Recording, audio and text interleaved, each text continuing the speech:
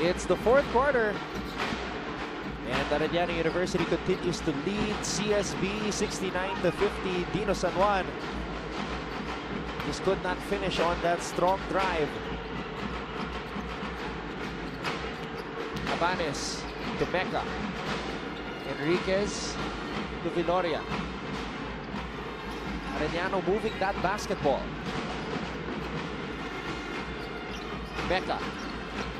Abanes for three. And Richard Abanes piling up the points here.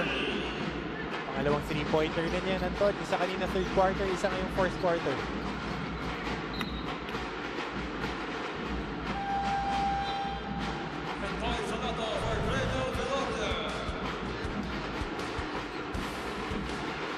As we take a look at this Richard Abanes shot again.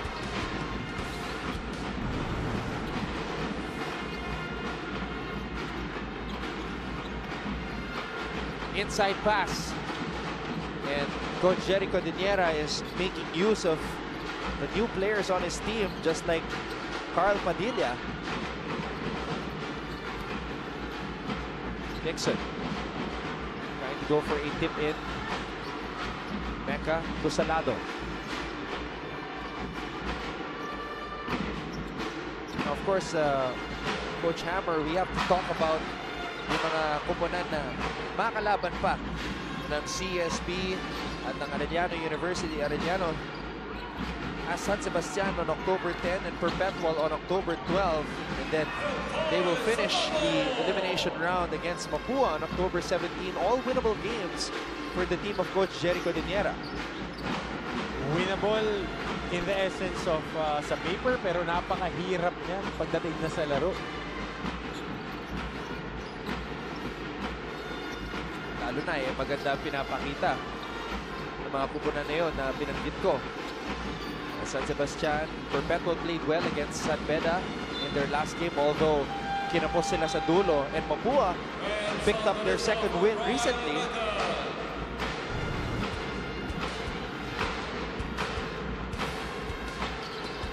Ganda ng atake na yun ni Kentoy Salado.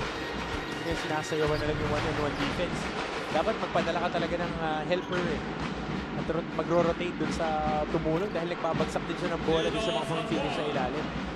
And finally, Dino San Juan finishes at the basket. He has been relentless as of late.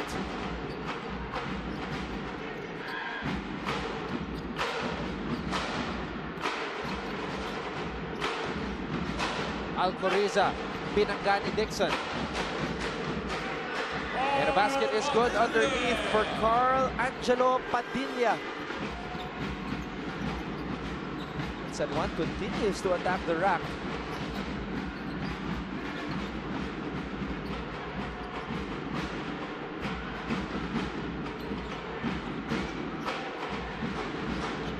Here comes Enriquez on the drive.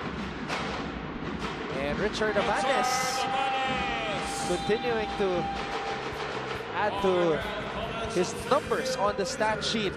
We'll take a break. Arellano still leading CSB big time here in the fourth quarter.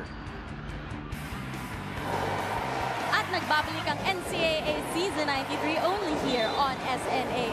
Tough season pa rin para sa CSB Blazers, pero ayon kay JJ Domingo, sobrang laki ng ginanda ng kanilang pakiramdam this season kumpara sa kanilang Season 92. Ayon sa kanya, bukod sa mas magandang standings, mas buo ang kanilang samahan dahil may natututunan sila sa bawat laro. So unlike last year, nalalo silang nagkakawatak-watak, nag-aaway after a loss, win or lose, they stick together.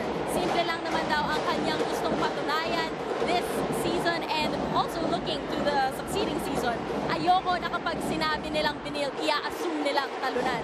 Gusto ko pag sinabi binil, manalo matalo, lalaban. Back to Oton. Maraming salamat, Siege. It's very difficult to endure a season where you absorb loss after loss after loss. Imagine 7 straight losses, 17 ang nalasap ng St. Benil nung nakaraang season, only to pick up their only win in their last game of the season on September 23 against LPU. As we see this drive by Dino San Juan, a Vivo perfect shot, perfect selfie. that's got to be tough. Imagine the feeling in the locker room after working so hard, practicing every day, and then in the end, you still can't come home with a W. My favorite phrase, I could only speak from experience. Anton, 05, we went through a 16-game losing streak. 16 games dating back to the PBL. The core of our team played with the PBL. Mahirap talaga yun. Sobrang hirap. But there's always a rainbow after the rain. Let's take a look at everybody tweeting right now. Si Unbelievable Saints. Siyempre si Message today gusto ko makasama sa Star Magic Ball. Mukhang maraming gustong mag-aya kay Siege. Oo nga eh. Ito pang si Peter Mark Manggian. Oo, kung pupunta ako sa Star Magic Ball, ang gusto ko makasama ay si Siege today. Kasi feeling ko masaya siya kasama. Ay, nakikita mo naman yun, no? Heart. Mga pala, batiin natin ang ating kaibigan si Mr. Game Time, Mix Bustos. Nakatutok. Yan, nagpapahinga na, nagtatrabaho pa rin. Iba. At may mission itong si Mix Bustos as he will be traveling abroad soon. So, abangan po rin yan.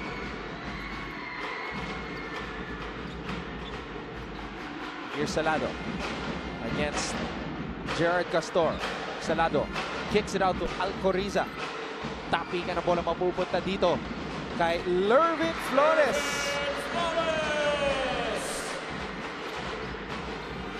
Cleaning up the board.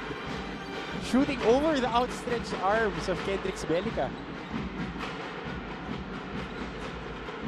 And Belica launching a triple. When he was in high school, he was being mentored to be a stretch four dahil may tiro talaga sa labas to. Alcoriza over Belica. Now CSB looking at their remaining schedule, March, dalawa na lang ang kanilang lalaruin. EAC and Letran as we see the speedy Levy de la Cruz. They will try to spoil EAC and Letran's hopes of making it to the Final Four. 50% on the field goals itong Arellano Chiefs. Napakataas niyan, ha?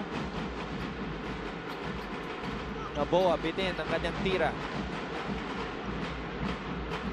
Now, what does this impending win do for the confidence of Arellano University as they move to their final 3 games in a situation na kailangan nila i-sweep yung remaining contests nila dito sa NCAA as we see this Milo Nutriap galing move of the quarter from Gong Flores. We want to see more of those. Galing dito kay Gong Flores with his athleticism. His size, kailangan mas marami siyang ibibigay na ganun. Alam ko, raise the roof ang gagawin ni Gong. Sit down, be humble. Yun yung ginawa niya. More players being given the opportunity to strut their stuff. Velasco is back in para sa CSB. And Johnson is also in. Matt Johnson. Salado throwing it out to Gong Flores. And Velasco tapping that ball out as we see the defense minister. One of the greatest basketball players our country has seen. Our remaining games against the Stags, against the Altas, against the Cardinals. Sinabi mo kanina, winnable. But hindi napapanalo yan sa schedule, napapanalo yan sa floor. Oh, by the way, that very charming lady behind Coach Jericho Deniana was Lian Ocampo. Tan. Ate, one of our hardest working production team member.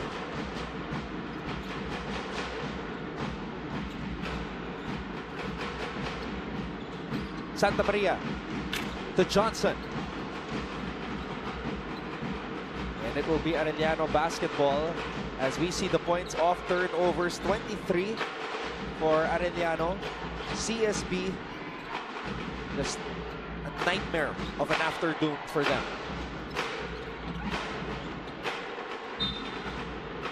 We have to tip our hat hats off to the students of Arellano, the Arellano community. They know the situation they're in, and even though malabo na yung kanilang chance na makapasok sa Final Four, andito pa rin sila, filling up almost the entire Phil Oil Flying V Center.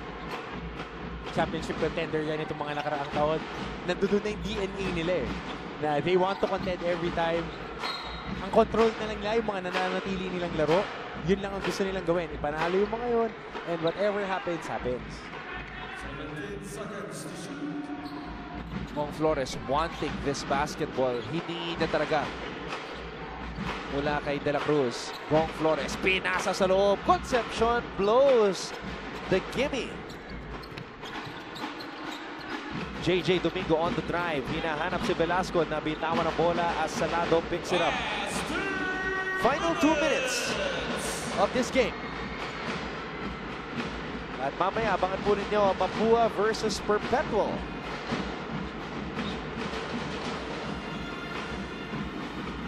Gong Flores. Salado wanted Gong to shoot that ball. Hinahanap niya yung pang-10 assist niya eh.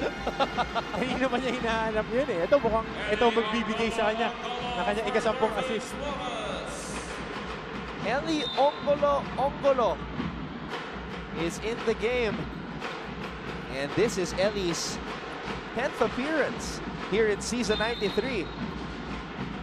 Now, there was actually one game na nag-start itong si Eli.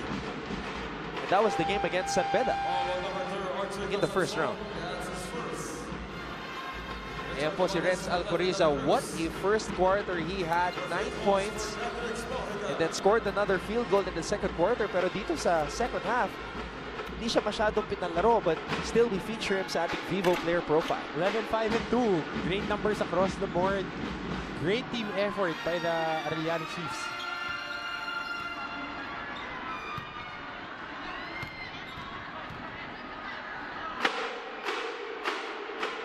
Belica. Good on that free throw. And even though this game is already out of reach para sa CSB, nasa loob pa rin si Kentoy, si Zach, at si Archie para sa Arellano University.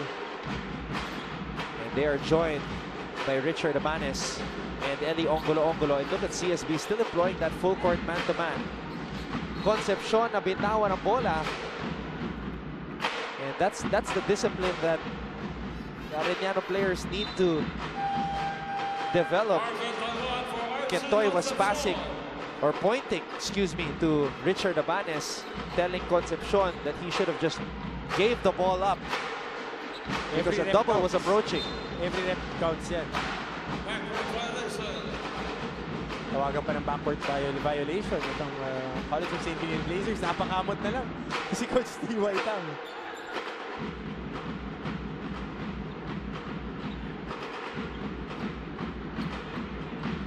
Oh, the pass was too strong by Abanes. Salado. Abanes. Nichols will shoot a three. Zach Nichols knocking down his second three-point bomb in this game. Makikita mo ito, nakatayo na yung mga estudyante natin ng Arellano Chiefs. And a steal here for Kentoy. 10 3-pointers na lang pinakakawalan ng Arellano Chiefs. Great extra pass there and good screen by Eli Ongolo. Opening up that 3-pointer para dito kay Zach Nichols. Salado defended tightly by Johnson. Salado may pagkakataon pa na magdagdag ng highlight play as he adds a pass, an assist to Zach Nichols, who knocks down his third triple. Finally, that 10th assist for Kentoy Salado. Kanina pa niya hinahanap yun. Matt Johnson is able to knock down a corner triple. That's what you want to see from your 10 to 15th guy. Pagka binunot mo sila sa bench, actually it's the 11th to 15th guy. Pag binigyan mo ng pagkakataon, you want them to answer the call no matter what the score is. Salado has the basketball against Johnson. Salado, umikot, fumake, tumira, supalpal, pinasa sa labas. Nichols steps back with one on the shot clock. Zach Nichols catching fire here in the final minute of this game. Sneaky shooter, talagang gunslinger itong si Zach Nichols. Maui Taiwan on the drive, blocked by JJ Domingo. And Richard Abanes will just put the final nail on the coffin. Richard Abanes hitting it at the buzzer as Arellano University takes this one against CSB.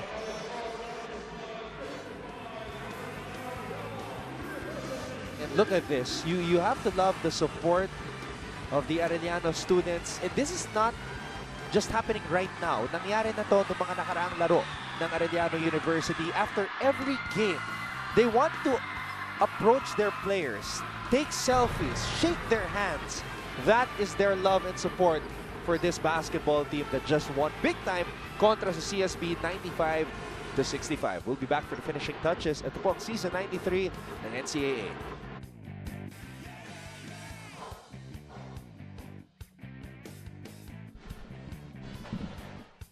At dito po nagtatapos ang ating unang laban ngayong Huwebes kung saan nagtagumpay ang Arellano kontra sa CSB 95-65. And our cherry for PGM Tangkad Sagad score of the game is Kentoy Salado. Look at him go.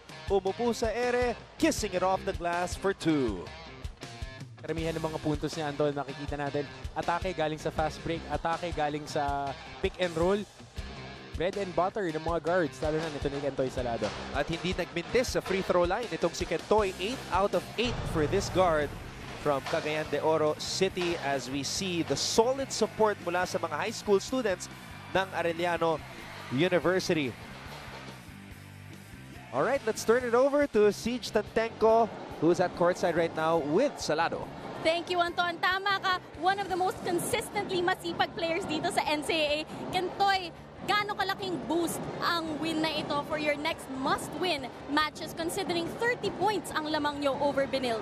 Sa amin kasi, sa training pa lang namin, sinasabi na kasi sa amin habang nag-huddle kami. Kasi sa yung mga last game namin parang slow, bad start kami lagi. Kasi parang dalang-dala namin yung talo namin sa Lyceum Kasi yun yung pinaka-importante sa lahat. Kaya ngayon, sabi ni Coach, sa 4 na team na natira sa amin, yung Basti lang yung parang mahirap kalabanin. Kaya ngayon, pinaghirapan namin lahat.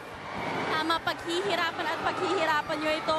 Ngayon, ang season na ito for Arellano, maraming naging struggles. Maraming naging struggles ang season na ito para sa Arellano. Saan ka humuhugot ng tapang para lumaban? Sa akin naman. Kaya nga, kasi parang nahihirapan kami ngayong season na to. Kasi yun nga, nawala yung halalo namin Parang malaki yung nawalan sa amin. Kaya parang yung mga rookie namin nag-a-adjust pa kasi. Kaya nga parang nabigla pa. Pero siguro, sa mga next game, lalabas na yung game nila. Tapos sa next year, parang pwede na. And maraming nag-aabang ng next game nyo. Kasama dyan ang lahat ng Arellano fans na sumusuporta sa inyo. Anong mensahe mo sa friends, family, and supporters ng inyong team? Una-una sa lahat, nagpapasalamat ako kay God. At saka sa Arellano community, sa lahat ng mga boss, sana hindi sila magsawang sumuporta. At saka binabati ko yung pamilya ko sa Cagayan de Oro. At saka yung girlfriend ko dyan, nanonood ngayon. At saka yung pamilya niya. Ingat kayo lagi sir. Thank you very much, Kentoy. See you at the next game. Back to you, Anton. Yup, ang kanilang susunod na laban is against San Sebastian. At sinabi nga ni Kentoy na importanteng laban yon considering na nanalo ang San Sebastian nung una silang nagharap 65-56. At eto na nga yung nakausap ni Siege kanina na gustong makadate si Allen Enriquez. Wow! May selfie na, may picture pa, inakbayan pa. Pang Star Magic Ball, yun na lang kulang. Tickets na lang. So, San Sebastian is next on the calendar of Arellano. Markahan niyo po ang inyong mga kalendaryo. October 10.